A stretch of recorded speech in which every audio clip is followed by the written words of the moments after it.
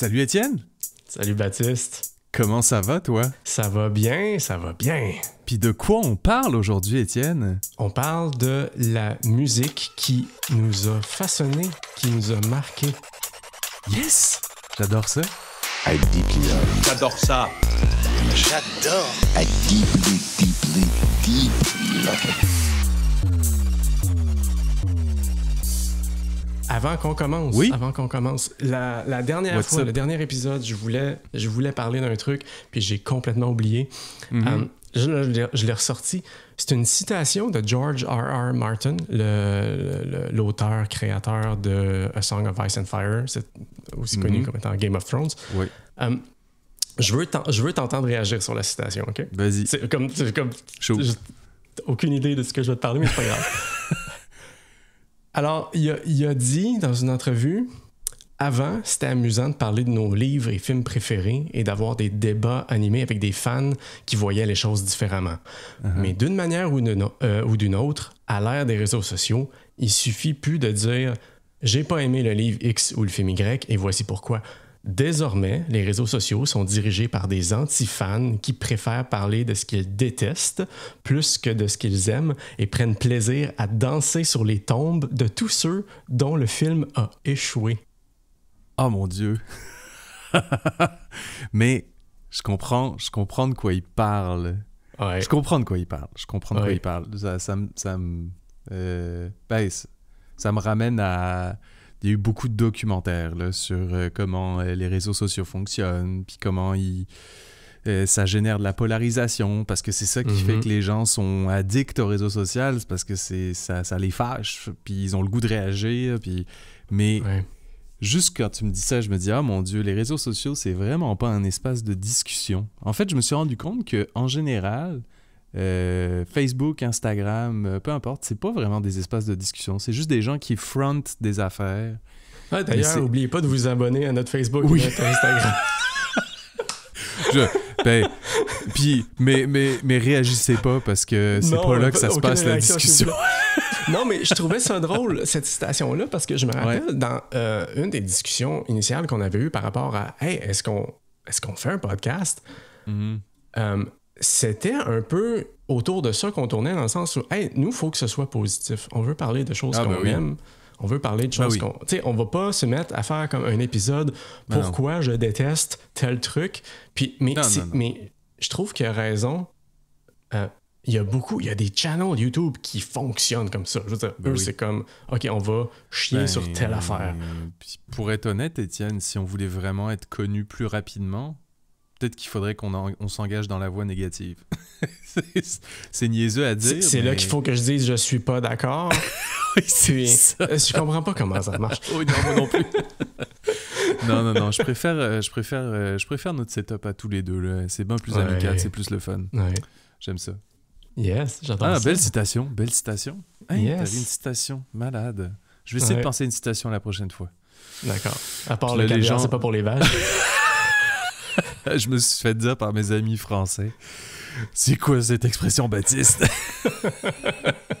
C'est même pas une expression. Éventuellement, quand on va être assez big, on va pouvoir se faire des t-shirts écrits le caviar, c'est pas pour les vaches. Le caviar, c'est pas pour... Attends. Avec, en commençant par ton... Parce que c'était pas juste le caviar, c'est pas pour les vaches, il y avait... c'était... j'allais dire Shadow Tactics, mais non, c'est pas ça, c'est... Shady Alliances. Shady Alliances, c'est ça. Allez écouter notre deuxième épisode pour ceux qui comprennent pas de quoi on parle.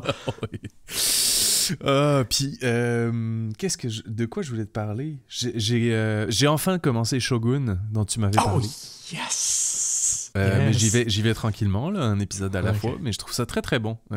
Ça avance tranquillement, ça se place, il y a de l'intrigue très politique. Puis c'est le fun que... Moi j'aime ça quand il y a ce concept-là un peu de... Un étranger parmi tout le reste là, qui fit vraiment pas dans la gang là. Puis là je parle même, tu sais, je parle pas juste des Japonais, je parle aussi des Portugais qui sont déjà très bien en place puis qui sont chrétiens, puis lui il arrive, c'est un Anglais protestant, tu sais, c'est comme ça clash au bout. C'est un classique de tout le storytelling, c'est je pense que ça s'appelle le Fish Out of Water, tu sais, Harry Potter c'est ça, La Matrice, c'est ça. Je veux dire, n'importe quelle histoire, c'est comme... Parce que faut que tu expliques à ton audience... Ben oui. Hey, voici l'univers dans lequel tu te trouves. Mais comment tu l'expliques sans que ce soit trop trop in your face? C'est comme je ça. suivais le... Je t'avais parlé là, de mon cours de storytelling, là, mais tu sais, justement, s'il n'y avait pas de conflit, il n'y aurait pas d'histoire. Ouais. En partant, un personnage qui est complètement différent du reste de tous les personnages, c'est un conflit en soi, tu sais. Fait que déjà, ça, c'est vraiment intéressant. Bref, fait que ça, j'ai commencé ça. Puis j'ai fini, mais avant de commencer ça, j'ai clenché vraiment vite The Three Body Problem sur Netflix. OK, je veux t'entendre là-dessus. Je l'ai pas vu. Moi, j'ai écouté... J'ai regardé Bodies. Qui est également sur Netflix. Mais le podcast s'appelle J'adore ça, alors je vais pas... OK, ouais, tu vas pas parler de quelque chose que t'aimes pas. Exact. Ouais, non, mais t'as le droit de dire aussi ce que t'aimes pas, là. C'était correct. C'était correct, mais tu sais, justement... puis ça me fait penser à ça parce que, je veux dire, tout de suite après, ils nous ont dit comme... Hey, as-tu aimé Bodies? Regarde Three Body Problem. Puis on était comme... Est-ce qu'on devrait? Puis c'est ça. J'ai entendu dire que ça file cheap. Ça... Ah ouais, The True Body Problem? Ouais, visuellement, moi, je trouve... histoire. Non, puis c'était quelqu'un qui a lu le livre. Ouais, hein? Ben, OK. Ouais, mais c'est sûr que, tu sais, mettons, mon beau-frère a lu le livre, je l'ai pas lu, mais c'est quand même, tu sais, en fait, c'est les livres. Au total, c'est 1300 pages là, qu'il faut que tu te clenches si jamais tu veux lire The Three Body Problem. Qui est non, je vais passer mon tour, c'est bon. Ben, moi, j'aime la lecture, mais 1300, c'est beaucoup. Non, fait c'est que, ça. Puis tout ça pour dire que lui aussi l'a vu. Il a beaucoup aimé. C'est juste qu'il a trouvé que ça allait un peu vite par rapport au rythme des livres. Mettons, dans les livres, c'est peut-être ça. Ça prend plus de temps. Mais tu sais, en même temps, bon, ben, c'est une série, puis là, ils veulent accrocher, puis ils veulent que ça punch. Puis, mais tu sais, moi qui n'ai pas lu le livre, j'ai vraiment eu toute la progression des épisodes, j'ai adoré ça. C'était vraiment une belle progression. Il y avait du rythme, il y avait des punchs, il y avait... Puis plein de concepts très scientifiques qui sont rattachés à ce qu'ils essayent de démontrer à travers ça. Mais il y a aussi, évidemment, de l'extraordinaire. En fait, il y a un contact potentiel avec des aliens, là, j'en dirais pas plus, mais c'est ça. Fait que moi, j'ai vraiment aimé ça. Puis les effets spéciaux, je les ai pas trouvés cheap, perso. En fait, je pense à un épisode en particulier que je me dis, OK, ça, c'était vraiment bien fait. Mais écoute... Je veux pas non plus... écoute, t'as tous les avis. Ben, regarde, non, je veux dire, j'ai le saut d'approbation de Baptiste, je vais le mettre sur ma liste. Tu m'as parlé la dernière fois de Blue Eye Samurai. J'ai regardé et puis c'était... tu l'as vu? Magique. C'est magique. Hein? Le seul problème, c'est que je le regardais en même temps que j'avais commencé Shogun, puis là, j'étais mélangé. Oui. Je comprends. OK, attends un peu. Puis en plus, encore une fois... J'ai vu ça dans Blue Eye Samurai ou j'ai vu ça dans Shogun? C'est ça. Puis les deux, c'est des outsiders dans du Japon médiéval. 1600. Bon, c'est ça. Donc, mais c'était excellent d'ailleurs. Merci. Je suis content que tu aies regardé Shogun. J'ai hâte, je veux dire, là, je suis rendu à l'épisode 3, je pense. Puis ils sont rendus à... Il y en a 7 de sorties en date d'aujourd'hui. Ouais. Je veux pas voler des punchs à ceux qui nous écoutent, mais je vais faire un spoiler. Fait que pendant 15 secondes, vous pouvez peut-être vous boucher les oreilles ou mettre de la musique les oreilles, crier la la la la la. La la la la la. Mais je suis rendu à l'épisode où ils essayent de se sauver par bateau. C'est tellement bon ça. C'est vraiment un bon épisode. Bon. Ouais. J'ai vraiment aimé ça. Espèce de petite course aussi entre les deux bateaux. Là. Bref, c'est ça. Ouais. Non, c'était un très bon épisode. Et puis sinon, faut que je te dise, je suis enfin allé voir Dune 2. Ah ouais, hein? Bon, moi, je l'ai toujours pas vu. Il faut que tu ailles voir ça. Je sais. Je suis sorti de ce film-là, puis je me suis dit, ça y est, faut que Denis Villeneuve fasse un Star Wars. Ah ouais, tu penses, hein? Il serait rendu là? Ça serait magique. Ça serait magique. Ça serait vraiment cool. Ouais, je pense que la franchise aurait besoin de son... Mais tu sais... Denis Villeneuve, moi je le file comme un réalisateur que un petit peu comme Christopher Nolan que j'aime beaucoup, comme vous pouvez le savoir. Si vous écoutez le premier épisode, en fait, non. Et le troisième, et le deuxième, et n'importe quel épisode. En fait, même maintenant, j'en parle aussi, fait que tous les épisodes, vous pouvez les écouter. Puis tous les épisodes, on parle de Denis, tous les épisodes, on parle de Nolan. Non, mais je pense que c'est des réalisateurs que ils tomberont jamais dans faire des séries de films trop longues dans un seul et même univers, puis dans une seule et même histoire. Tu sais, mettons, je pense que Nolan, il a fait les 3 Batman, puis c'était tout, puis je pense pas qu'il en aurait fait de plus.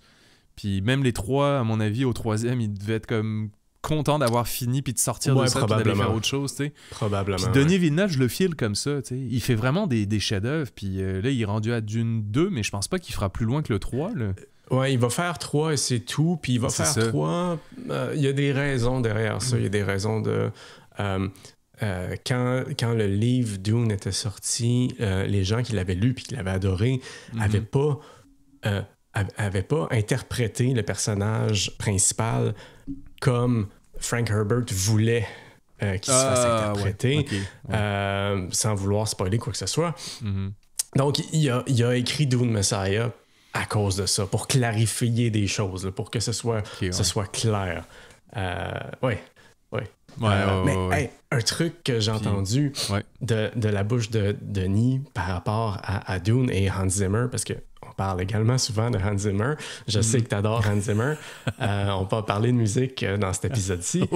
Mais j'ai vu un truc. Hans Zimmer a envoyé des compositions de Dune 6 mois après que la première partie soit sortie. Puis Denis, il recevait des compositions constamment. C'est comme, hey, écoute ce que j'ai écrit, écoute ce truc-là, ce serait malin. Puis Denis est comme, hey, le film est sorti depuis 6 mois, arrête de m'envoyer du stock. Puis Hans Zimmer était comme, ouais, mais j'ai trop de fun. Attends, il y a tel truc qu'on pourrait faire, tel truc. Puis ils se sont servis de certaines de ces compositions-là pour la deuxième partie. Hans Zimmer était comme, attends, tel truc. J'avais déjà fait quelque chose pour ça. Je te l'avais dit, Denis, que ça allait servir. Attends un peu, regarde, prends celle-là. Ça va être le thème d'amour entre les deux personnages. Ok, parfait. Puis, c'est drôle. C'est drôle. On dirait un fan, un enfant fan. Genre quelqu'un qui est trop into it. Là. C'est ça. C'est drôle. C'est cool quand même. Dernier petit point de mon côté, du moins. Là, selon le calendrier de quand on va sortir cet épisode-là, je pense que Acolyte va être tout juste sorti. Série de Star Wars réalisée par... écrite et réalisée par... son nom m'échappe, je suis désolé, mais c'est celle qui avait écrit Russian Doll. Leslie Headland. Leslie Headland. Puis il y a une bande-annonce qui est sortie. C'est vraiment étrange parce que le ton est super sombre. Ah ouais, hein? Mais le visuel je l'ai pas vu encore. Hyper saturé. C'est coloré, mais tu sens hein? Mais le ton est sombre. Ah ouais, hein? Ouais, mais c'était pareil pour Russian Doll. C'était exactement pareil. C'était le même style. Moi, j'ai vraiment aimé Russian Doll. Alors, bref, si t'as jamais vu ça, c'est excellent. Oui, je vais essayer ça, assurément. Puis Acolyte, c'est avec Carrie-Anne Moss. Qu'on a connu dans The Matrix. Puis, tu sais, il y a même des passes d'arts martiaux là, dans la série. Nice. C'est comme un clin d'œil quasiment. Là. Exact. exact. Ah, c'est vraiment cool. Puis il y a aussi, j'ai vu ça, justement. En fait, j'ai eu juste avant qu'on se parle là, j'ai vu passer que Ubisoft allait annoncer leur... ils vont faire leur annonce, leur trailer, je pense. Ils vont le lancer mardi prochain, le 9 avril, pour Outlaws. Ouais. Donc, j'ai hâte de voir ce qu'ils vont nous réserver. J'ai hâte de voir. Parce que, puis tu sais, c'est ça l'affaire. Moi, je suis quand même un fan de Assassin's Creed. C'est sûr que Le problème d'Ubisoft, c'est qu'ils ont du mal à se renouveler dans leur franchise. Là. Tu sais, c'est c'est souvent les mêmes recettes qui reviennent. Un des problèmes, honnêtement. Ils ont beaucoup de problèmes. Entre oui, autres, je parlerai pas de la les toxicité des employeurs, puis etc. Là, exactement. Mais mettons qu'on parle juste des jeux produits. De pirates qui ont pris... Skull and Bones. Ouais, Skull and Bones, que ça a pris une éternité à sortir, puis finalement, apparemment, c'était très décevant. Puis eux, ils étaient comme, non, c'est un quadruple A game. Puis, ouais, c'est ça. Puis là, ils se sont fait roaster là-dessus beaucoup, là, dernièrement. Je comprends. C'est normal. Puis là, ils sont déjà en train d'envisager peut-être même d'abandonner le développement de plus sur ce jeu-là, me semble. En tout cas, c'est ça. Bref, ça pour dire que j'ai hâte de voir. Mais tu sais, j'ai un ami qui travaille là-bas, puis lui, de son côté, il travaille sur certains projets, tu sais, des projets, mettons, qui sont plus... je pense qu'ils essayent de se renouveler. Fait qu'on verra bien. Ouais, à voir. Mais je dois dire, j'ai été quand même agréablement satisfait du démo. Je vais finir par me l'acheter, là. Mais du démo de Prince of Persia qui ont sorti récemment. Oui, c'est vrai. C'est excellent. Ah ouais, hein? C'est excellent. Mais tu vois, c'est un de leurs projets qui était petit budget, petite équipe. Puis je pense qu'à la base, ils faisaient le jeu pour la Switch. Donc, ils essayaient pas de faire un jeu qui était trop demandant graphiquement. Mais au final, c'est super beau visuellement. Ça a un style, on s'entend. Là, c'est pas hyper réalisme. Mais c'est beau. C'est un je déteste le terme, mais Metroidvania. C'est comme... OK. C'est le Vania que j'aime plus ou moins dans ce terme-là. Si vous écoutez l'épisode où Étienne vous parle de Samus, vous comprendrez peut-être son amour pour Metroid. Et pourtant, Castlevania, j'en parlerai plus tard. Mais bref. Non, c'est ça. Ça a l'air d'être un bon jeu. J'ai un collègue qui l'a terminé, puis c'est très satisfaisant, semble-t-il. Puis juste les contrôles étaient super. Donc, bon. Yep, on s'en reparlera. On verra ça. Tu aimes la rap musique? De quoi tu veux me parler comme musique, Étienne? Non, mais je vais t'écouter d'abord. Oui. D'abord parce que c'était ton idée de sujet. Oui, c'était mon idée. Et t'as insisté, oui. Alors que moi, j'étais très frileux à l'idée. Je sais. Puis, parce que de mon côté, je trouve que la musique, c'est très, très, très personnel. Oui, je comprends. T'as une façon de vivre la musique, puis de... d'interpréter la musique selon ce que tu vis dans ta vie à ce moment-là, selon plein de facteurs. Ouais. Puis je me disais, comment on peut rendre ça intéressant dans un podcast? Puis, tu sais, puis j'en parlais avec ma blonde, tu sais, au final, moi, des fois, j'écoute la radio, puis là, ils se mettent à parler de leur musique préférée, puis ça m'intéresse pas. Puis, parce que, justement, c'est comme, t'as beau me parler de musique, parle-moi-en de manière intéressante. T'sais, dis-moi pas « j'aime tel band » parce que il manque quelque chose. Mais t'as été très insistant, puis t'as été très convaincant aussi. Puis, au point où je me suis dit « OK, non, j'ai hâte d'entendre Baptiste là-dessus. » J'ai hâte d'entendre Baptiste là-dessus. Mais en fait, moi, comment je vois ça, la musique, là, en fait, les musiques que j'aime le plus, c'est les musiques qui sont rattachées à des souvenirs forts. J'ai des souvenirs, puis là, ça peut être dans mon enfance, ça peut être adolescence, ça peut être ma jeunesse, ça peut être la semaine passée, bref. Mais il y a des musiques que j'écoute, puis à chaque fois que je les écoute, je pense aux mêmes souvenirs. Puis je suis quand même quelqu'un d'émotif nostalgique, là. Moi, j'aime ça, là, quand je repense à des vieux souvenirs, puis que ça me fait sourire, ou ça me rend un peu mélancolique, puis là, je me rappelle de c'était quoi dans ce temps-là. Mais je pense que ce qui est plate, des fois, quand on se fait parler de musique dans un podcast, mettons, c'est que là, ils vont parler du détail de comment la musique a été faite. Mais je dis pas que c'est pas intéressant, c'est juste que c'est toujours un peu ah oui, nous entendons le 5e cuivre qui rentre à la 4e mesure, puis ok, cool, mais je veux dire, mais à part les férus de musique qui écoutent ça pour ça, nous, ça nous intéresse moins. Fait que là, je me suis dit, comment est-ce que je vais au-delà de ça? Ben, si je pars d'une musique, mettons une toune avec un artiste, puis que là, je raconte mon souvenir associé à ça, ben des fois, je vais raconter des choses qui me sont beaucoup plus personnelles, puis là, je pense que ça devient intéressant.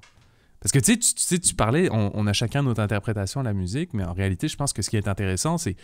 Bon, la musique, c'est un point de départ, mais c'est ce que ça fait réagir en nous, puis à quoi on pense avec ça, tu sais. Fait que c'est pour ça que moi, je trouvais ça intéressant, cet angle-là. Parce que si ça avait été juste pour dire, essayer de trouver des fun facts sur des bands puis des tunes, je pense que ça aurait pas été aussi intéressant. Fait que c'est pour ça que j'ai insisté. Je vais enlever tous les fun facts que j'ai notés. Mais non, mais tu peux.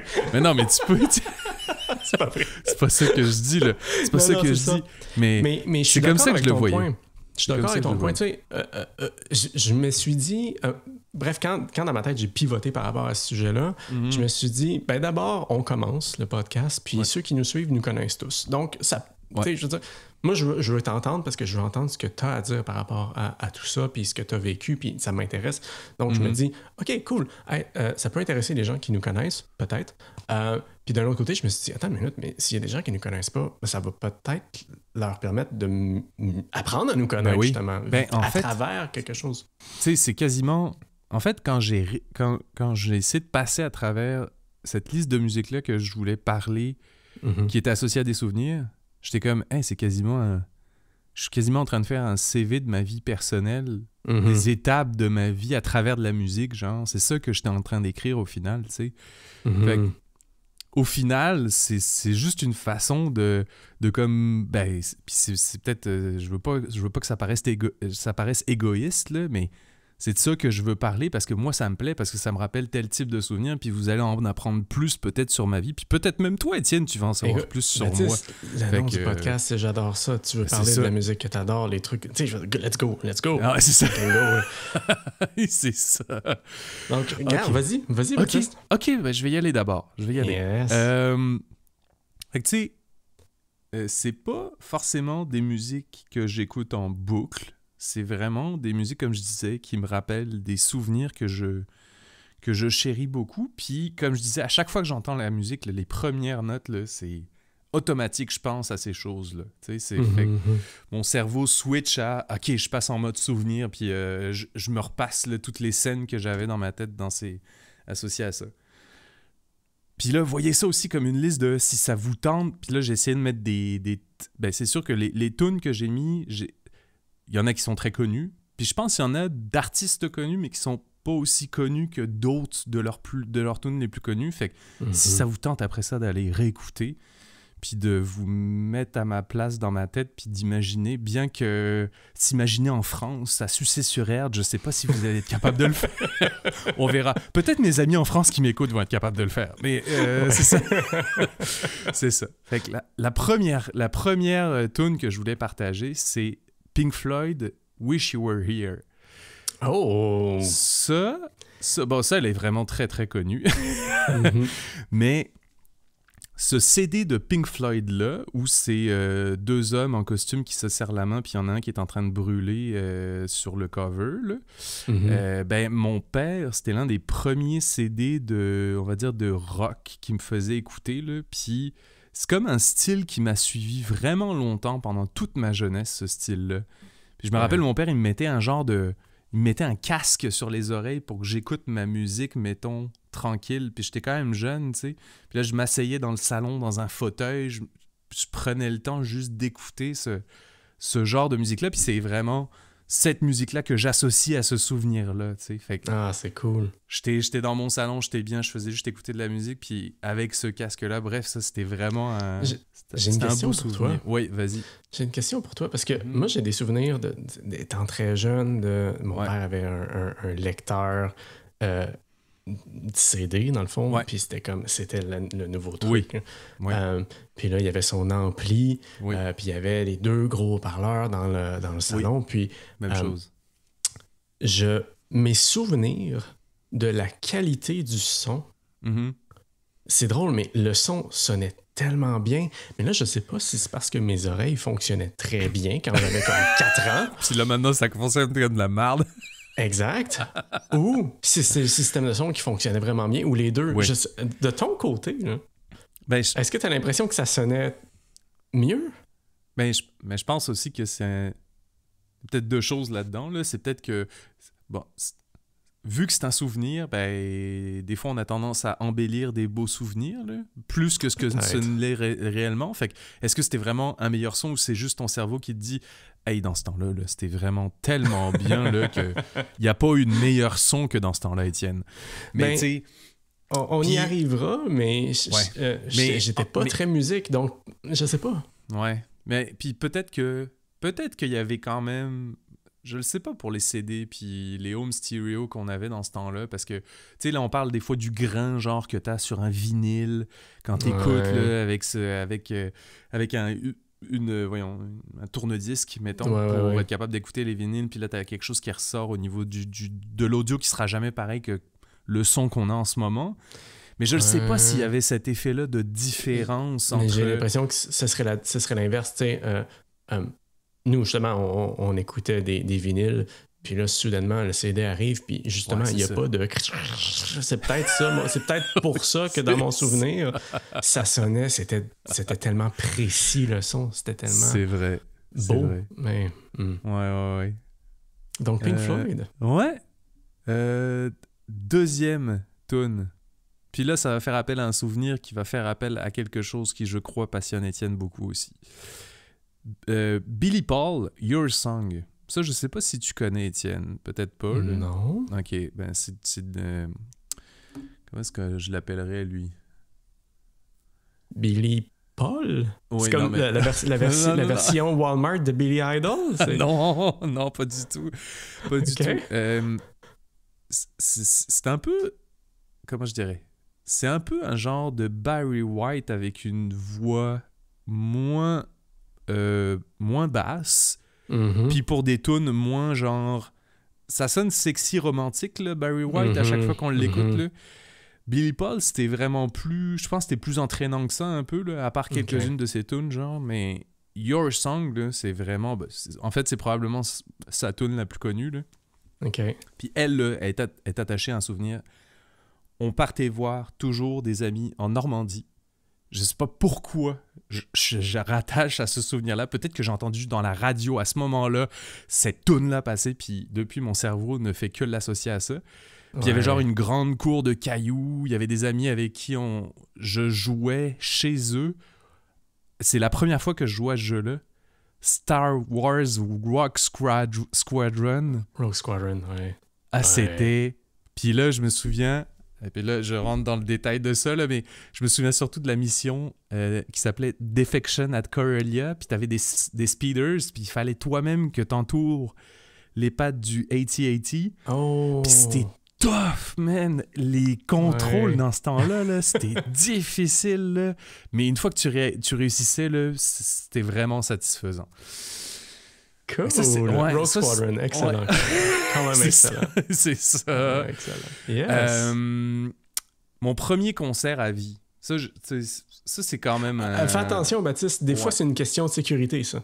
Quand Non, mais je suis sérieux, là. Je suis sérieux. Des fois, c'est une question de sécurité. Ouais. C'est comme pour ton compte de banque. C'est comme jamais, ton premier concert à vie. Non, j'utilise jamais ce genre de questions-là. D'accord. Dans le sens où je suis vraiment à l'aise de le dire. OK, parfait. C'est bon. Juste être sûr. Oui, je comprends. Mais c'est vrai. Le nom de mon premier chat. Ouais. Toutes ces choses-là. Louise Attaque, Je t'emmène au vent. Ah, ouais, c'est le premier band que j'ai vu à Nantes. J'étais tout seul. Ben là, quand je dis premier concert seul à vie, là, c'était sans mes parents. Là. C'est ça que je veux dire. Okay, j'étais vraiment tout seul. En quelle année? Non, je te jure, je sais pas de hacker ton compte de banque. Non. Attends, en quelle année j'ai eu 18 ans? Non, j'ai quel âge? Eh là là. OK, ça y est, c'était autour de mes 18 ans, peut-être un petit peu avant. OK. Genre, peut-être 16-17, là. Donc...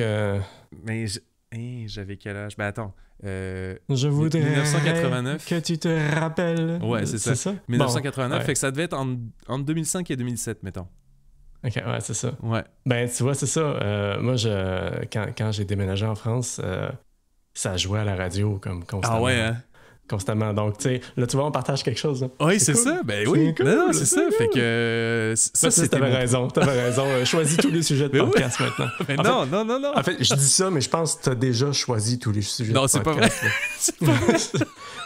Les tiens sont toujours meilleurs. Donc, bref, non. Ça, c'est pas vrai, ça. Vas-y. Edgar Wright versus Edgar Wright, ouais, Christopher Nolan, c'était toi, mon cher Étienne. C'était moi. C'était le seul, tu vois. Il y en aura d'autres, là. Il y en aura d'autres. AC/DC Back in Black. Oh! Veux-tu que je te dise à quoi ça me fait penser? Ouais. Puis là, c'est peut-être quelque chose que je vais t'apprendre que tu ne connais pas, mais j'ai été batteur. Non, Baptiste. Un drummer. OK, pour vrai? J'étais batteur comme Baptiste. Oui, c'est ça. Non, j'ai été drummer pendant toute ma jeunesse, en fait. Là. Hey, OK. Puis là, j'ai jamais atteint un niveau si bon que ça, là, mais, au lycée, qui est l'équivalent de fin de secondaire, début de cégep ici au Québec, là, j'essaie toujours de comparer, c'est bizarre. On avait un groupe avec des amis, Dédé, Pierre, Emeline et Morgane, puis on s'appelait les Fekfi Memo. Veux-tu savoir les mômes sexy? Oui, c'était Fekfi, c'était sexy, mais comme si t'avais plus de dents. Un peu comme Furafik Fark, tu sais? C'était pareil. Wow, OK, wow. On s'appelait les Fekfi Memo, puis on faisait du pop rock. Puis on allait quand même sur des scènes, genre à des fêtes de la musique dans des villes. Là, on allait faire des. On avait même fait un concert genre où les gens pouvaient juste. C'était pourquoi les Restos du Cœur. Les gens payaient leur entrée avec genre un paquet de pâtes ou n'importe quoi là, juste pour donner au Restos du Cœur. C'était comme un concert bénéfice. Wow. Ouais, c'était vraiment cool. OK, j'apprends des trucs. Là. Oh, ouais. Puis des fois, on faisait des covers de certaines tunes qu'on aimait, mais on avait aussi nos propres créations. Là. C'était vraiment... ouais, c'est ça. Très belle période. Je pourrais peut-être t'envoyer un jour si je retrouve des anciennes tunes. S'il te plaît, retrouve Baptiste. Wow! Ouais, OK, c'est cool. Ça, c'était un bon point. Après ça, je te dirais... J'ai eu une période métal symphonique. Nightwish. Ghost Love Score. Nightwish, c'est du métal symphonique. Fait que ça veut dire que c'est du métal, mais tu rajoutes une personne qui chante avec une voix d'opéra, puis un synthétiseur qui fait beaucoup d'effets de style violon, puis à faire de même. Fait que ça rajoute une portion un peu philharmonique, mettons, à ton métal. Je sais pas si tu vois ce que je veux dire. Là. Oui, je comprends. Ouais, c'est ça. Fait que ça, on s'était fait un trip en voiture avec des amis pour aller les voir à Toulouse, qui était comme à 4 heures, je pense, de voiture de Nantes. Là, puis c'était un sacré trip de gang là, d'aller là-bas. On s'était dessiné nos propres t-shirts qu'on leur a envoyés sur scène ensuite à la fin du show. Pour vrai, c'était malade. Pour vrai, à part eux, j'écoute presque rien d'autre de métal symphonique depuis cette période-là. Mais des fois, je retombe dans ces tunes-là, puis je suis comme, OK, je vais réécouter toute leur show. C'est ça, en tout cas. C'est cool. Ouais, c'est cool. ouais. J'ai aussi Coldplay. OK. Spies. Okay. Spies, qui est une tune qui me fait vraiment penser à toutes mes premières années d'études à l'IUT d'informatique de Nantes. Parce que oui, j'ai fait des études en programmation, moi aussi. Ouais, je crois que je le savais. Ouais, ça, je pense que tu le savais. J'ai pas été programmeur très longtemps, là, mais cette tune-là, c'était vraiment la tune qui m'accompagnait le plus, du moins dans ma tête, là, dans mon cerveau. Quand je me rendais vraiment... Tu sais, je prenais ma voiture, j'allais jusqu'à une station de tramway, je la laissais là, je prenais le tramway, je me rendais à mon IUT, qui est l'Institut universitaire de technologie d'informatique de Nantes. Puis je faisais mes études là-bas. C'était vraiment... je tripais avec un gars là-bas sur Coldplay, justement. C'était vraiment une belle période de ma vie. Ah, c'est le fun. Ouais. Puis j'ai aussi... Est-ce que tu as déjà écouté du dubstep? Post-Skrillex. As-tu écoute, déjà écouté d'autres dubstep que Skrillex? Non, c'est pas mal juste Skrillex. Skrillex. Puis c'est plus... C'est pas que je l'ai écouté, c'est que il y a des gens avec qui je travaillais qui l'écoutaient, puis des fois ils le mettaient sur les speakers. Là. Ouais, c'est ça. Ouais, je comprends. Mais en fait, ça c'est une tune que je pourrais jamais entendre à la radio parce qu'à mon avis, le dubstep c'est comme la tectonique, c'est une mode qui est un peu finie. Là. Ouais. Mais il y avait une tune qui s'appelait La Roux. En fait, c'est un remix de La Roux qui est une artiste, je pense. Oui. Sa tune Bulletproof, mais il y avait eu un remix dubstep qui avait été fait. Puis ça me rappelle ma période d'études quand je suis allé à Dublin, en Irlande. Finir mon bachelor en marketing. Puis là, sérieux, cette période-là, là, ça a été l'une de mes périodes les plus folles en termes de party puis de voyage au sein de l'Irlande. Là. Oui, écoute, c'est vrai. Il y avait des soirs, Étienne, il y avait des bars, la pinte... Le mardi soir était à 2 € n'importe quelle bière. Genre la Guinness 2 €. C'était comme, il n'y avait aucune raison de ne pas se mettre chaud dans ce temps-là. C'était vraiment... C'est l'Irlande. Oui, c'était très... c'est ça, c'était l'Irlande. C'était l'Irlande. Exact. Ouais. Ah, c'est cool. Puis c'est cool. Une dernière. Ça va peut-être te rejoindre un petit peu plus aussi. Là. Caravan Palace, Brother Swing. Ah, ben oui. Brother Swing. Ça, c'est dans le temps où Caravan Palace, ils étaient moins électro. Ils étaient plus proches. Électro-swing, manouche. C'était plus... Tu sais, c'est ça, il y avait de l'électro, évidemment, là, mais tu sais, il y avait encore plus de folk acoustique là, dans il y avait du violon, dans leur instrumental. Je dis pas qu'il y en a plus du tout, là. C'est juste qu'il y en a vraiment moins qu'avant dans leurs derniers albums. Puis moi, je suis allé les voir 2 fois en concert à Montréal depuis que je suis arrivé au Québec il y a 10 ans. C'est magique en concert, Caravan Palace. C'est complètement débile. Moi, en fait, il y a 2 artistes que je me dis en concert, c'est des gens que j'irais toujours les voir si je pouvais toujours les voir. C'est Caravan Palace puis M. C'est des bêtes de scène, là, ces 2 artistes-là. Là, en fait, Caravan étant un groupe d'artistes. Fait que, tu sais, puis ça, c'est rattaché à des souvenirs, là. Brother Swing, je suis allé les voir une fois dans une petite salle de concert à Nantes quand ils étaient vraiment pas connus encore. Puis maintenant, c'est rendu des stars internationales, mais moi, j'ai encore on avait toute cette proximité-là avec eux autres que j'ai plus jamais eu après ça. Puis à chaque fois que j'entends cette tune-là, je pense à ce moment-là dans cette petite salle à Nantes. J'étais avec des amis, là, Marc et Léna, puis oh mon Dieu, en tout cas, c'était tellement une belle soirée, là. J'ai vraiment aimé ça. C'est cool. Moi, je me rappelle, je m'étais fait... il y avait eu une genre de soirée réunion-ish, informelle, de mon programme d'études au cégep. Puis il y avait une personne avec qui j'avais pratiquement jamais parlé dans les 3 ans. Puis j'étais assis devant, puis on s'est jasé tous les deux. Puis elle m'a parlé de Caravan Palace. Puis c'était comme, là, je sais pas ce que t'aimes en termes de musique, là, mais tu dois écouter ça. Puis personne connaissait ça dans ce temps-là. Personne connaissait ça. Puis je suis tellement content. Je suis tellement content d'avoir découvert Caravan Palace. Il y a tellement du bon jus là-dedans. Là. Tellement bon. Je pourrais quasiment vous faire une playlist de mes tunes favorites de Caravan Palace parce que... mais il y en a beaucoup. Ouais, mais j'ai quand même des favoris, là. J'ai quand même des préférés. Oui, c'est normal. Mais c'est étrange à quel point tout est excellent. Oui, vraiment.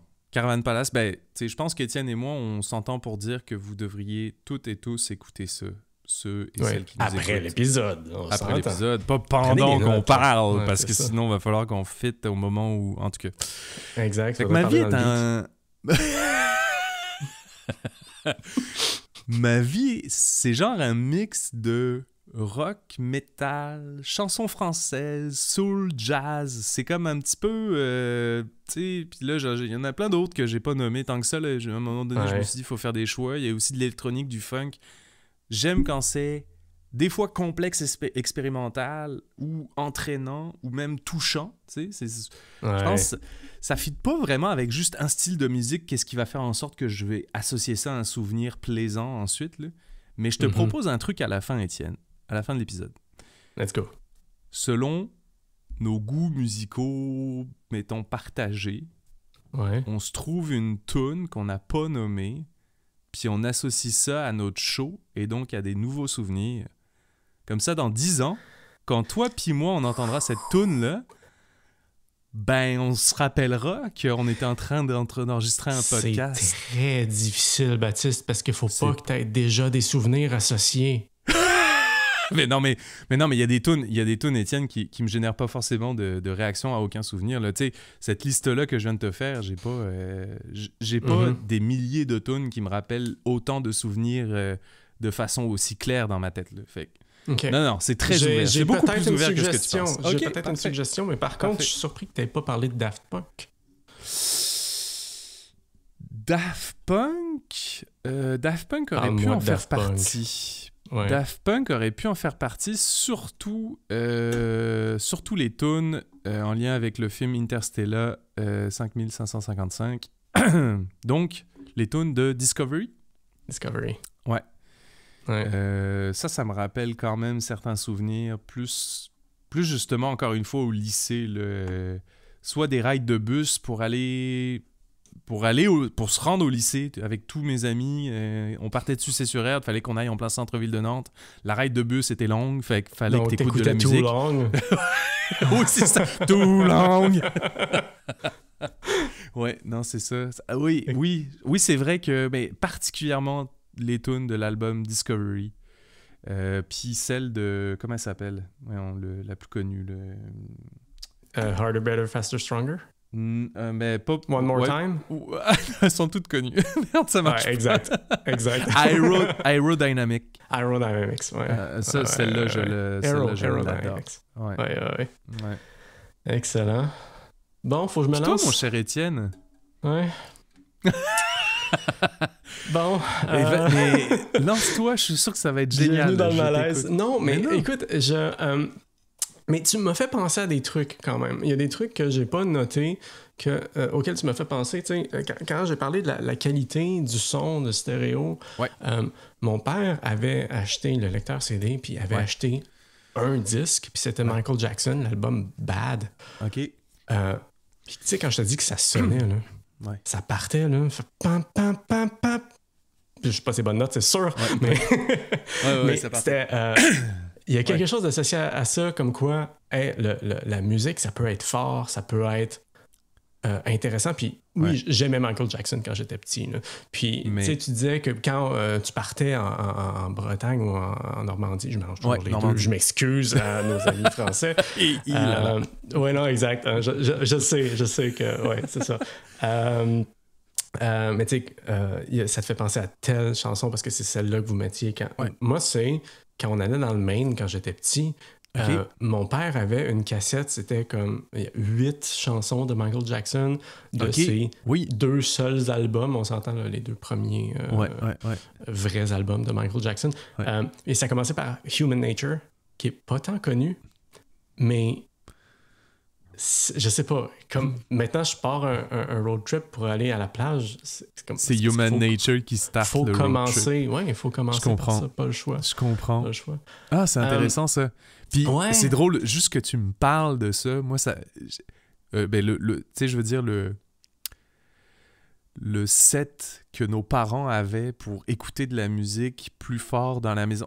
Maintenant, tout le monde a tendance à se mettre des écouteurs, ce qui est en partie correct aussi, mais moi, il y avait comme une vibe quand mes parents mettaient de la musique à la maison. Je trouvais ça vraiment cool. Il y avait quelque chose de le fun qu'on partageait tous ensemble comme moment, tu sais. Mon père, quand il invitait des amis, il mettait du jazz, Oscar Peterson, Oliver Jones, puis à cause de ça, j'aime le jazz. Puis encore une fois, c'est quelque chose que j'ai pas noté. Là. C'est comme, let's go, on improvise, c'est parfait. Mais j'aime le jazz à cause de ça, principalement. Piano jazz montréalais, là, on s'entend. Puis aussi la bossa nova. Tu sais, la musique d'ascenseur que tout le monde connaît. Là. Moi, je connais la chanson originale.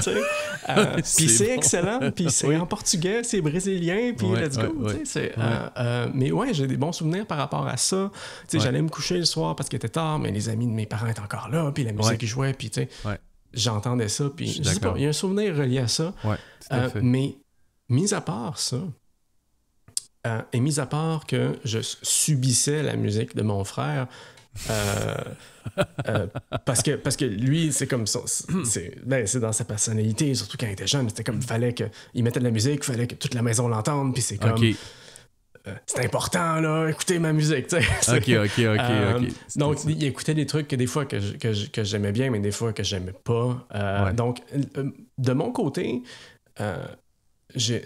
Puis c'est peut-être parce que j'ai un frère, puis juste par opposition, j'avais pas vraiment développé une librairie d'artistes, d'albums que j'aimais étant jeune, parce que la musique, c'était le truc à mon frère, tu sais. OK, ouais.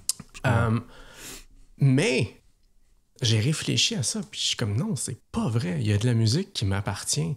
Ben oui. Puis c'est toute la musique de jeux vidéo. Nice, ben oui, évidemment. Oui, puis évidemment. Là, tu vas voir où je m'embarque avec ça. OK, donc, tu sais, Zelda, Castlevania, là, tu sais, j'ai dit tout à l'heure, là, j'aimais pas le Vania dans Metroidvania. Mais c'est parce que je trouve pas que Castlevania représente ce type de jeu-là, parce que moi, j'ai connu les originaux qui... C'était pas Metroid-like, là, on s'entend. Mais la musique est exceptionnelle là-dedans. Je me rappelle, j'avais imprimé une partition d'une des tracks originales de Castlevania, puis j'essayais de la prendre au piano, puis c'est impossible. Mais il y avait une de mes tantes qui, elle, était capable de lire la musique puis de jouer, puis était chez mes parents, puis là, moi... Fait que là, c'est quoi, tu lui donnais la partition? Ben, en fait, elle est juste arrivée par curiosité, elle a vu la partition, elle a fait comme « Hey, c'est quoi ça? » J'ai dit « Je suis pas capable de jouer. » Elle s'est assise, puis elle a commencé à jouer, puis je voyais à sa face que « Hey, c'est donc bien spécial, mais j'aime ça, là. » hein? Mais tu sais, pour nous, la musique de jeux vidéo, il y a quelque chose de... Tu sais, il y a un niveau élevé en qualité. Ben oui. Tu sais, à partir de... Quand le Japon s'est mis à faire des jeux vidéo, puis tu sais, des Nintendo, Sega et compagnie, tu sais, OK, on programme un jeu, c'est parfait, mais il y a tel jeune qui est capable de programmer de la musique, puis il est super talentueux, puis tu te ramasses avec Zelda, Castlevania, Mario, Sonic, Final Fantasy VI. La musique est incroyable là-dedans. Tu sais, il y a une qualité... C'est la musique de jeux vidéo, c'est quelque chose de extrêmement varié, puis ça peut être attaché en effet à beaucoup de souvenirs d'enfance et d'émotions aussi que tu as vécu avec ces jeux vidéo-là. Je trouve ça vraiment intéressant. Ouais. Oui, puis je m'en vais vers quelque chose avec ça, là, avec ce que tu as dit. Mais juste avant, Donkey Kong Country. OK. Donkey Kong Country, cherchez sur YouTube comment la musique de Donkey Kong a été créée. Les limitations du Super Nintendo, d'une cassette de Super Nintendo, en termes de stockage, puis la qualité de la musique qui sort de là. Il y a une vidéo d'environ 20 minutes qui explique comment ça a été fait. Puis à quel point la musique était faite en binaire. Puis là, il compressait, puis il utilisait des techniques pour... C'est complètement débile. Mais il y a des chefs-d'œuvre de ça, puis il y a dans les meilleurs tracks de musique de l'histoire du jeu vidéo qui sont dans Donkey Kong Country 1 et 2. Entre autres, dans le 1, quand n'importe quel niveau qui est sous l'eau, je ne me rappelle plus du nom de la chanson, là, mais c'est tellement bon. Il y a eu tellement de gens qui ont repris cette chanson-là et qui ont joué avec des vrais instruments. Puis ça vient me chercher. Là, au final, toutes les heures que j'ai passées à jouer à ça, il y a quelque chose. Même chose, Mario Paint. As-tu eu la chance de jouer à Mario Paint, j'ai jamais joué à ça. OK, il y a peu de gens qui ont joué à Mario Paint. Okay? Mais Mario Paint, c'était un jeu de Super Nintendo où ça venait avec une souris. Une souris d'ordinateur. T'es sérieux? Avec 2 boutons. Ouais. Nintendo, c'est abaissé à faire une souris. Une souris Nintendo, écoute, elle avait les mêmes couleurs que la SNES. Écoute, c'était magique. Mais c'était un jeu, c'était Photoshop. En fait, c'était un peu plus Microsoft Paint. Là. Tu pouvais dessiner, mais il y avait des étampes. Puis, tu pouvais mettre des étampes, des sprites de jeux vidéo. La tête de Mario, le corps de Mario, le corps dans telle position. Puis là, tu pouvais le faire courir. Puis, tu pouvais faire des animations, tu pouvais faire des dessins, mais tu pouvais aussi composer de la musique. Ben voyons. Donc, tu avais une partition, puis là, tu avais différents icônes, puis chaque icône représentait un instrument de musique, puis là, tu pouvais mettre la chanson que tu fais en 3 temps ou en 4 temps, tu pouvais changer le tempo, tu pouvais changer... ouais. Puis bref, puis là, tu pouvais composer. Puis mon frère et moi, on a passé des heures à jouer avec ça. C'était tellement cool. Mais c'est le fun, puis, ça. C'est dommage le fun d'avoir comme un outil de création de même. Tu sais, ben... Ouais. Moi, personnellement, j'adore les jeux qui me racontent des histoires puis qui m'emmènent comme si j'étais un personnage dans un film, mettons, par exemple. Là, mais d'avoir un outil comme ça qui est de la création, puis là, finalement, la personne en arrière de son écran est comme « Oh yes, je vais créer quelque chose. Juste en pensant à ce que j'aurais le goût de faire avec l'interface qui m'est donnée. » Je trouve ça malade. Ouais, puis là, t'es un enfant de 9 ans, puis tu fais ça, là. Ben oui, c'est ça. C'est encore plus trippant. C'est vraiment cool. C'est pour ça que tu passes des heures là-dessus. Puis le point où je voulais m'en venir avec ça, là, ouais. Vas-y. C'est que contrairement à, disons, telle chanson, que pour toi, ça représente tel truc, blablabla, la musique de jeux vidéo, il y a une expérience collective là-dedans. Asynchrone, c'est vrai. Mais collective. Tout à fait. Tous les joueurs vivent relativement la même chose quand ils entendent la musique. Je comprends ce que tu veux dire. Ce qui fait que il y a quelque chose, il y a des concerts de musique de jeux vidéo, puis je veux dire, la quantité de monde qui vont là, c'est débile. Il y a des concerts, il y en a un de Zelda que j'ai vu sur YouTube, puis c'est comme, je veux dire, c'était tellement bon. Ouais. Tout à fait. Mais ça, c'est... Puis tu parles de ça pour les jeux vidéo, mais je pense que cette expérience collective-là, elle est vraie aussi pour des bandes originales de films. Oui. Les gens vivent des choses en même temps en suivant la même progression à travers le film, puis vivent le même genre d'émotions à travers cette progression-là. Exact. Je trouve ça vraiment intéressant. T'es plus passif dans un film. T'es beaucoup film. plus passif, ça c'est sûr. Dans un jeu, t'es actif. Tout à fait. T'es dedans, là. C'est toi. Exact. Mais dans l'expérience collective, je te ramène en 2006. Okay? Ouh, je te tire intéressant. En 2006. Vas-y. OK? Oui. OK, la musique de création de Mi sur la Wii. Oui. Tu l'as très bien fait, Étienne. 95%. Attends. On peut-tu revenir sur le fait que tu viens de très bien faire la musique? Est-ce que tu t'es entraîné avant de la faire? Non, ben oui et non, dans le sens où des fois je l'ai en tête. Mais... est-ce que c'est toi qui l'as fait? Non. Okay. Non. Honnêtement, la complexité de cette track-là est vraiment... La complexité de la musique de Wii Sports aussi, c'est intense. Là.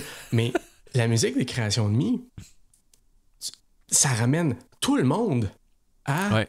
La famille en entier est assise sur le divan, puis ils passent des heures à créer essayer de créer le personnage qui ressemble le plus à ton père, ta mère, ta grand-mère. Puis là, c'est du fun. Mais cette musique-là, c'est ça pour tout le monde. Puis il y a quelque chose de complètement débile. Puis non seulement ça, c'est une des bonnes tracks. Tu me dis, sors-moi les 3 musiques qui t'ont le plus marqué, les musiques des jeux vidéo, mais celle-là est dans le top 3. Là. Non, je suis d'accord. Puis j'ai déjà eu une Wii, puis juste quand t'as fait la tune, je me suis ramené à... On avait comme un gros téléviseur qui était plugué avec cette Wii-là, puis là, des fois, j'invitais des amis, puis on passait des soirées complètes à juste jouer à Mario Kart là-dessus. Et juste cette toune-là, ouais, je suis d'accord. Il y a comme une expérience collective autour de ça. Là. C'est bon.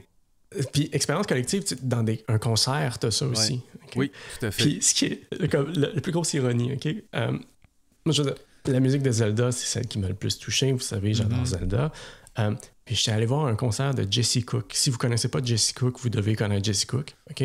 C'est un guitariste canadien, mais qui joue comme du flamenco, puis une espèce de truc qui sonne hispanique, puis il y a du talent, c'est incroyable. Puis à la fin du concert, ils sont 5 sur scène, puis lui, c'est le guitariste principal, mais il y a aussi, tu sais, il y a comme quelqu'un sous son aile qui apprend à être aussi bon que lui, qui s'appelait, je pense, Matthew, je me rappelle plus son nom, mais le gars aussi, il joue de la guitare, il joue comme la deuxième guitare, puis tour à tour, chaque instrumentiste fait un solo, puis les autres accompagnent, tu sais.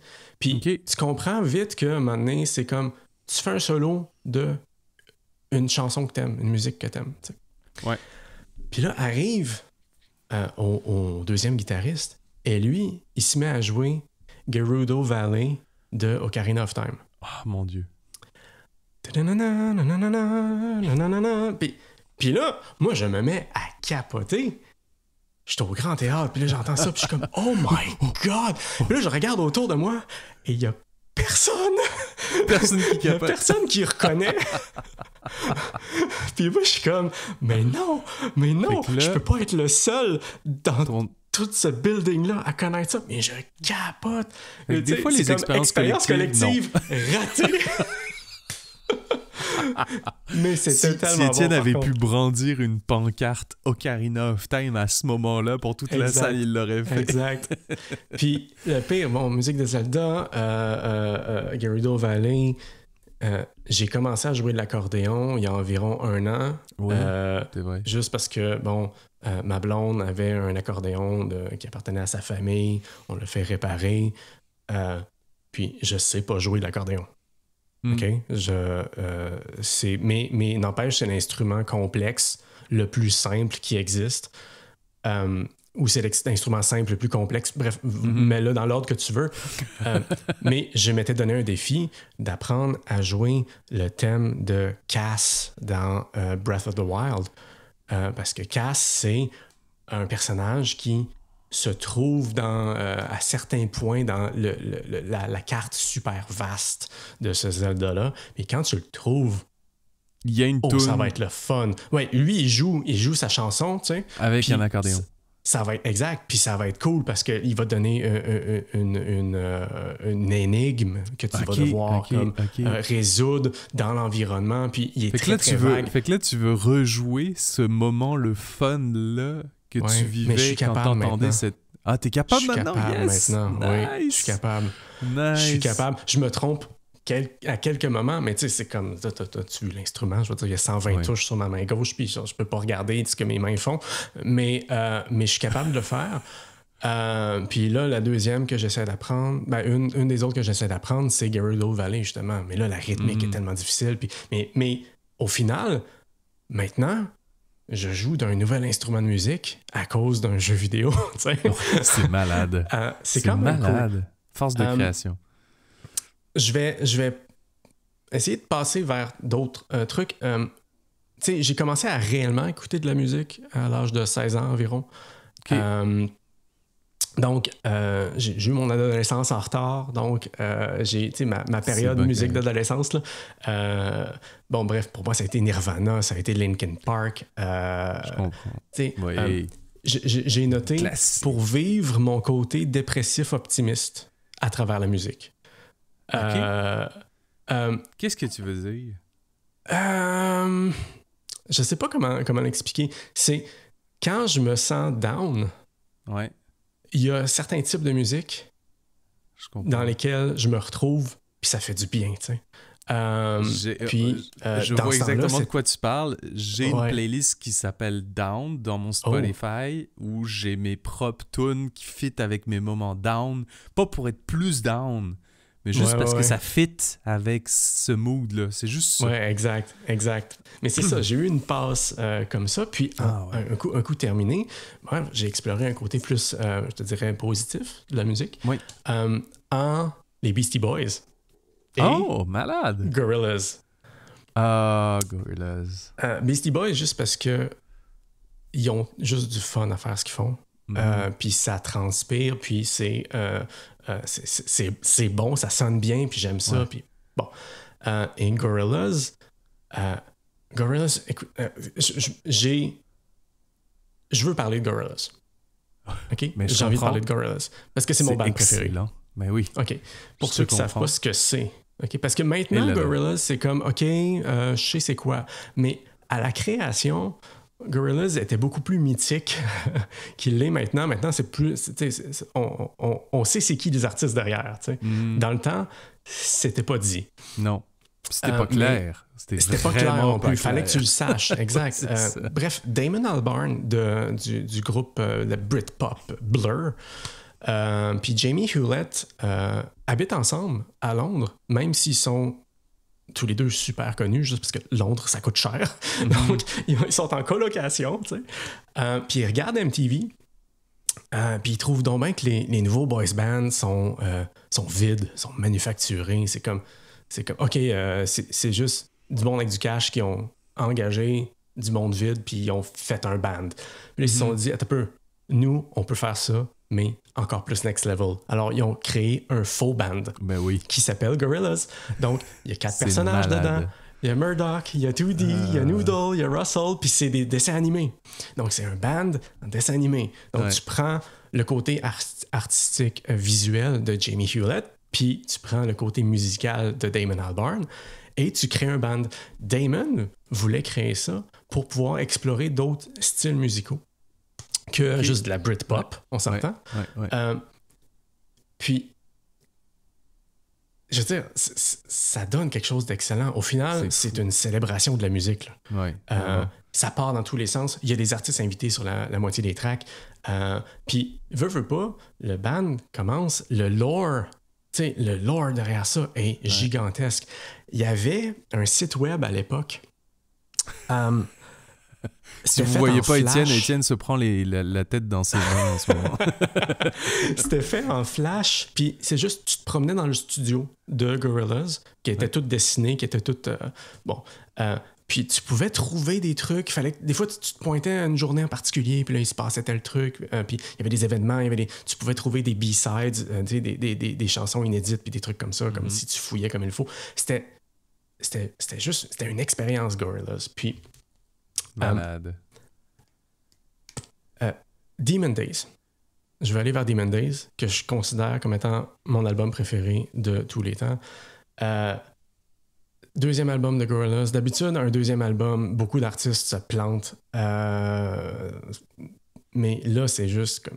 Je sais pas ce qui s'est passé. En fait, non, c'est pas vrai. Je sais ce qui s'est passé. C'est que... c'est ce qui s'est passé, toi. En tout cas, ça, c'est mon opinion, là. Mais Albarn est allé chercher un producteur en la personne de Danger Mouse. Puis Danger Mouse a un talent pour être producteur. OK. Et ça donne Demon Days. OK, mais tu vas voir, j'ai des recommandations pour toi tantôt. Okay? C'est bon. Puis honnêtement, ça m'a ouvert à tellement de styles musicaux. Je veux dire, parce que chaque track tire dans une direction différente. Puis de plus en plus, bon, maintenant, justement, quand je te dis c'est plus ouvert maintenant, c'est comme le côté visuel, le côté artistique. Je pense que Jamie Hewlett est encore comme impliqué, mais beaucoup moins qu'il était. Il est peut-être tanné, je sais pas, j'ai aucune idée. Ouais. Maintenant, c'est principalement la musique, puis mais c'est à découvrir. Je veux dire, si vous connaissez pas Gorillaz ou si vous connaissez juste Feel Good ou je sais pas moi, Tomorrow Comes Today, ben, tu sais, allez découvrir comme tout ce qu'il y a là-dessus, parce qu'il y a des bijoux là-dedans. Puis il y a des bijoux que ça va être des chansons bien ordinaires pour Monsieur, Madame, tout le monde, mais pour vous, ça va vous accrocher. Donc, tu sais, entre autres, je vais faire un segue là, parce que j'ai eu 2 années très difficiles dans ma vie. Puis un des points les plus élevés dans ces 2 années-là, c'était quand j'étais allé voir Gorillaz en spectacle avec mon cousin à Montréal. C'est comme un des points high de ma vie. Là. C'est tellement bon. Mais dans ces 2 années-là, où j'étais plus déprimé, Radiohead. Oui, ben oui. In Rainbows que j'avais juste téléchargé parce que on pouvait payer ce qu'on voulait quand ça a sorti. C'était comme révolutionnaire. C'est comme, OK, tu payes ce que tu veux. Puis ils ont fait plus d'argent comme ça qu'en sortant un album via une maison de disques. Okay, In Rainbows qui... T'sais, Radiohead a une façon d'entrer dans ton cerveau. Mon frère est incapable d'écouter du Radiohead. Ouais, c'est ça. Moi aussi, j'adore, tu sais. Mais ça va te chercher, ça trigger des émotions, tu sais. Bref, Radiohead m'a beaucoup aidé. Jack Conte, je pense que je dis son nom comme il faut. C'est le gars dans le band Pamplemousse. Pamplemousse. Pamplemousse? Je sais pas si tu sais ce que c'est, mais si tu sais pas ce que Pamplemousse est... OK, il faut que j'écoute ça, là. Pamplemousse, c'est ce gars-là, puis Nathalie Dawn, qui ont starté de quoi sur YouTube, qui s'enregistraient, je pense, dans l'appart de Jack, puis il faisait des video songs. Puis ça a comme parti une trend. Puis non seulement ça a parti une trend, un moment donné, Jack se dit, tu sais, c'est cool YouTube, mais c'est pas stable comme façon de générer des revenus. Mhm. On devrait starter quelque chose. Et il a starté Patreon. Ah, ouais, hein? Ouais. OK. Donc, le CEO, en tout cas, je sais pas s'il l'est encore, mais en tout cas, il était CEO de Patreon. Il est sûrement encore, mais oui, c'est ce gars-là. Mais ce gars-là, il était solo avant de commencer avec Nathalie, mais ils se sont connus comme ça. Mais il y a quelque chose dans sa musique qui, je veux dire, c'était exactement ce qui se passait dans ma tête. Donc, j'étais capable d'identifier mes émotions grâce à cette musique-là. Ah ouais. Jack Conte, oui. Il avait fait des video songs, volume 1, 2, 3, 4, puis c'était comme, ça tombait parfait. Mais Pamplemousse aussi. Pamplemousse, P-O-M-P-L-A-M-O-O-S-E. OK. Genre comme pompe, plat, puis orignal. on vous l'écrira peut-être dans la description. Yes. Mais, tu sais, d'ailleurs, Nathalie Dawn parle français. C'est une Américaine. Okay. Mais quand elle parle français, tu te dis, cette fille-là vient de Paris. Ah ouais. Je comprends pas. Je sais pas si sa mère est française, son père, ou des fois, il y a des franco-américains qui sont très bluffants. Là. Puis elle chante en français. Là, ils ont fait des albums. Je pense qu'il y en a un qui s'appelle En français, s'il vous plaît, un affaire de même. Puis ils font des chansons qui sont très chansons françaises. Ils reprennent des classiques français, puis ils en composent aussi. Bref, c'est excellent. Allez écouter ça. Allez écouter ça. Vous m'entendez? Allez écouter ça. Sinon, dans plus une catégorie varia, je te dirais, Daft Punk, Random Access Memories, qui... c'est juste trop excellent. C'est vrai qu'on s'était dit...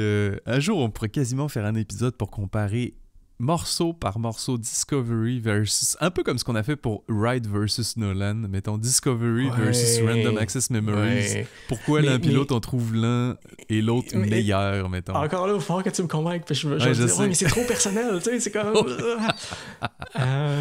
je comprends. Mais ouais, sinon, juste fun fact, tu sais, j'ai découvert Queen et Elton John récemment grâce au film Bohemian Rhapsody puis Rocketman, parce que c'est pas des artistes que j'écoutais quand t'étais jeune, ouais. Ah, exact, mais Queen, c'est débile. C'est fou. C'est débile. Ils ont fait tellement de styles musicaux, ça n'a aucun sens. C'est impressionnant. C'est cool. Elton John aussi, c'est vraiment bon. Puis dernièrement, je trouve qu'un band qui est, il est quand même connu, mais je trouve qu'il n'est pas assez apprécié pour la qualité de ce qu'ils font. Glass Animals. Je les connais pas, je crois. Oh my God. C'est drôle. Le chanteur est capable... Je sais pas comment le décrire. C'est comme s'il était capable de chanter fort et pas fort en même temps. C'est comme si il était capable de chanter quelque chose que tu dis, mais quelqu'un qui est... mais disons, si tu veux essayer de chanter ça, il va falloir que tu le fasses super fort. Mais lui, il le fait vraiment pas fort. Je sais pas comment dire. Mais musicalement, c'est excellent. Il expulse beaucoup sans forcer. Non, mais trop, c'est comme doux. C'est comme super doux, mais c'est... Bref, il y a quelque chose. Il y a quelque chose dans la voix de l'artiste, il y a quelque chose dans les chansons, les paroles, dans la rythmique. C'est juste bon. C'est juste excellent. Mais ouais, je te dirais, c'est le profil de la timeline, Étienne. C'est sûr, j'ai pas beaucoup exploré l'époque récente. Mais c'est parce que j'ai beaucoup de cette époque-là dans des recommandations que je veux qu'on s'échange. Je comprends. Cool. Est-ce que t'en as pour moi des recommandations? Ben, là, cette partie-là, elle est... il y a déjà... En tout cas, elle est vraiment 100% improvisée. Il faut que je fouille dans un peu ma mémoire de ce que je pourrais te recommander. Mais j'aurais tendance à te poser une première question. Let's go. As-tu déjà écouté des films de Miyazaki? Oui. Bon. Je les ai pas tous écoutés, mais je suis en voie de... As-tu écouté Le Château ambulant puis Le Château dans le ciel? J'ai écouté Howl's Moving Castle. Howl's Moving Castle, ok. As-tu écouté Laputa Castle in the Sky? Castle in the Sky, j'ai pas regardé encore. Ok. J'aimerais que tu écoutes... Ben, en fait, Là, c'est un peu triché, en fait, là, mais je vais te dire, écoute le film pour écouter la soundtrack en même temps. D'accord. Parfait. Voilà. Ça, c'est ma recommandation pour toi. J'ai parlé d'accordéon. J'ai dit une des chansons que j'essaie d'apprendre, c'est Gerudo Valley. L'autre que j'essaie d'apprendre, c'est...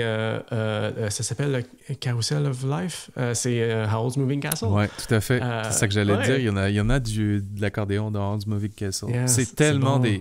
Non seulement les visuels de Miyazaki sont malades, mais les soundtracks, moi, je les écoute pour travailler.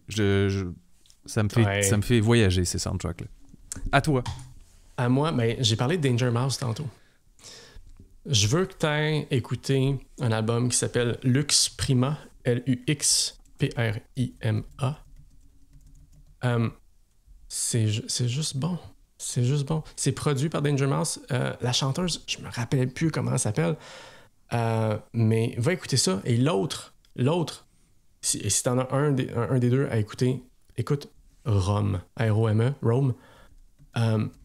C'est Danger Mouse qui est allé chercher les anciens compositeurs de musique de Western Spaghetti. Il est allé chercher Jack White et il est allé chercher Norah Jones. Il a brassé ça. Nice. Et il fait un album avec ça. Très cool. C'est exceptionnel. Je veux que tu aies écouté ça. Ok, je vais aller écouter ça d'abord. Parfait. Connais-tu Rone? R-O-N-E. Non. OK. C'est plus du beat. Okay. Puis c'est pas du beat intense, électro, etc. Là. C'est vraiment plus chill que ça. Okay. Puis je te ferai écouter Motion, je crois. M-O-T-I-O-N. Ouais. C'est le nom de l'album? Ouais. Ron, il a enregistré avec justement un orchestre symphonique. Il a enregistré du beat. Puis après ça, avec ce beat-là, plus avec l'orchestre symphonique qu'il avait fait, il a fait faire produire une troupe de danse sur ce beat-là à Marseille, en France. Oh, mais c'est vraiment un super créateur, ce gars-là. Puis je suis déçu qu'il passe jamais vraiment assez proche de chez moi pour que je sois capable d'aller le voir, mais c'est vraiment bon ce qu'il fait. Cool. Rone Motion. OK. Je te relance avec l'Impératrice. Tu connais l'Impératrice? Oui, je connais l'Impératrice. Ouais. OK. Dans ce cas-là, je vais essayer de te trouver autre chose. Men I Trust. Men I Trust. OK. C'est montréalais. OK. Est-ce que tu connais ça? Non. C'est... Je sais pas comment décrire, c'est drôle. Comme je regardais le Wikipédia, c'est écrit, ouais, c'est de l'électropop. Mais je sais pas, il y a quelque chose avec l'utilisation de la bass. Puis s'il y a un truc qui revient souvent avec moi, c'est s'il y a de la bonne bass, je vais aimer ça. Genre Jamiroquai, ça me fait capoter. Là. Okay. Mais il y a quelque chose avec l'utilisation de la bass puis la voix de la chanteuse. Elle a une voix là. C'est super. Men I Trust. Men I Trust. Parfait. Ouais. Je vais écouter ça. Yes. Puis là, je commence à rentrer dans mes souvenirs. Non, pas dans mes souvenirs, excuse, dans... qu'est-ce que je pourrais recommander d'autre à Étienne? Je sais pas. Mais je vais peut-être en trouver d'autres plus tard. OK, mais regarde, je vais t'en tirer peut-être un ou deux autres. Okay? Ouais, vas-y, puis, shoot. On va faire un truc, OK?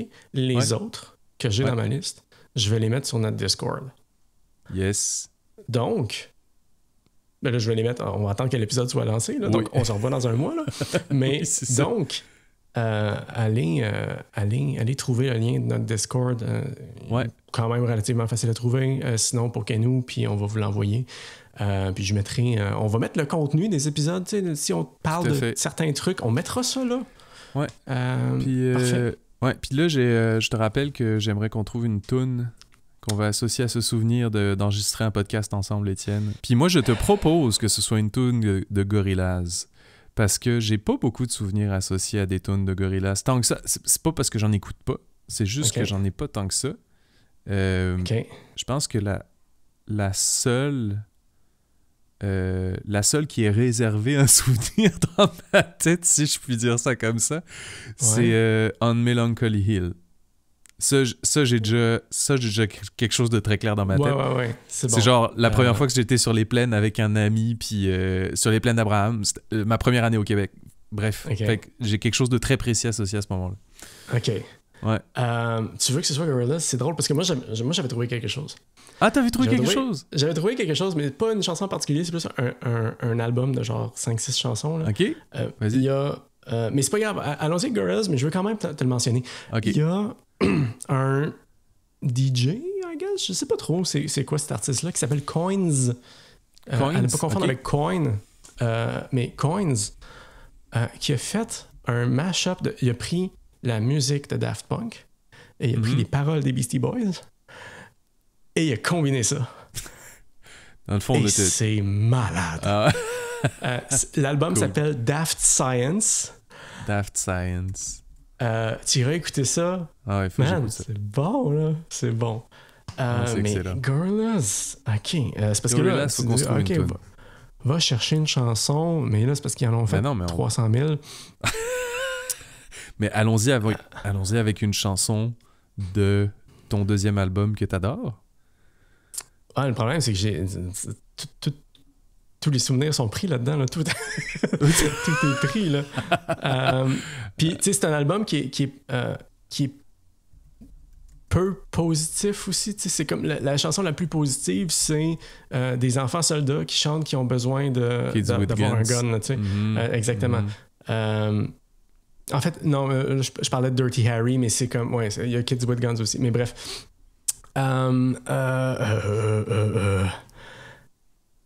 qu'est-ce qu'on pourrait bien prendre comme chanson?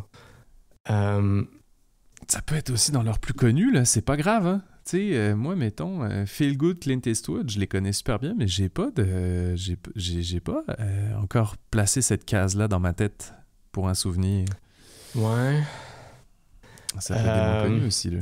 Mais tu sais, c'est dur de... C'est comme si on l'imposait, là. Bon. On n'entend même pas la chanson en ce moment. OK, ouais, c'est ça. Il y a quelque chose de complexe là-dedans. Écoute, mais je vais t'inviter à écouter... On va écouter ces affaires-là, puis on va essayer de voir si... On vous le dira dans un autre épisode. Ouais. On vous dira s'il y a une chanson qui a plus accroché qu'une autre pour ça. Puis on s'en reparle avec Étienne de ça. Mais moi, j'ai plein de chansons à écouter déjà, fait que ça, c'est le fun. Ouais. J'ai un petit backlog de tunes à écouter. Yes. Puis on partagera le reste sur Discord. Ah, puis j'en ai plein, là. J'en ai plein. Puis il y a du J'en stock aurai vraiment d'autres le fun aussi, là-dedans. là. Là. En tout cas. Yes. All right. Pas de billets. 4 épisodes de fait. Ouais. Maintenant, parlez-nous. Parlez-nous si vous aimez ça, si vous adorez, j'adore ça. Plus on est de fous, plus on rit. Mettez-le sur vos speakers très fort, pas dans vos écouteurs, puis faites-le écouter à du monde dans la rue, je sais pas. Avec un ghetto blaster dans les mains. Ghetto Blaster avec les voix d'Étienne et Baptiste. Sous la pluie le matin. Mais oui, parlez-nous, allez vous abonner, allez nous donner des 5 étoiles. On est sur Spotify, Apple Music, YouTube. On a besoin de vous pour faire grandir la communauté. Sinon, il y a les réseaux sociaux, Baptiste. Oui, il y a les réseaux sociaux, Facebook, Instagram. On est même sur, Discord, si jamais vous voulez nous suivre. Puis n'hésitez pas, à liker, à repartager éventuellement. Il y a même des fois des petits reels qu'on sort. Fait que si vous voulez checker ça, il y a une belle sélection qui est faite souvent. Vous pouvez même repartager ça. Puis sur Discord, si vous voulez nous poker, nous poser des questions, échanger avec nous, nous partager vos musiques qui vous rappellent des souvenirs, puis nous partager en même temps le souvenir, nous on serait bien contents d'entendre ça, de lire ça. Ouais, vraiment. C'est le temps de se faire une petite communauté, une petite gang. Ouais. Éventuellement, on va fermer les portes, puis on va être le groupe initial sur Discord. Le groupe créateur, vous allez être les cofondateurs. Exactement. Nos astronautes. Ouais, vous allez être nos astronautes. Donc, écoute, Baptiste, on se dit à dans un mois. À dans un mois? Sujet. Oui. Yes. Merci Étienne. Right. Salut. Bye. J'adore ça. J'adore.